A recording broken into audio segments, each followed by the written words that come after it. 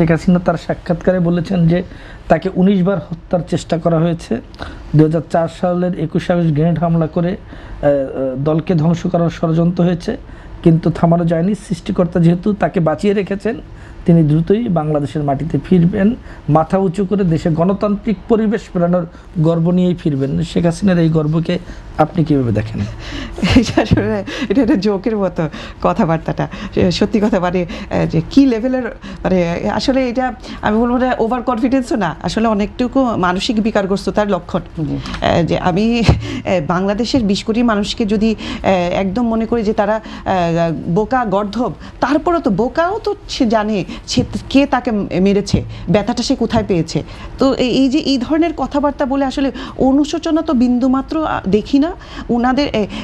শেখ হাসিনা মানেই তো আওয়ামী লীগ না, আওয়ামী লীগ তো একটা বড় সংগঠন, রাজনৈতিক সংগঠন। যে আপা যেটা বলছিলেন যে তাদের লোকজন বাংলাদেশে আছে, এটা অস্বীকার করা যাবে না। আওয়ামী লীগের মধ্যে হয়তো বা ২-১০টা ভালো লোক ছিল, সবাই যে লুটেরা ছিল তা তো না।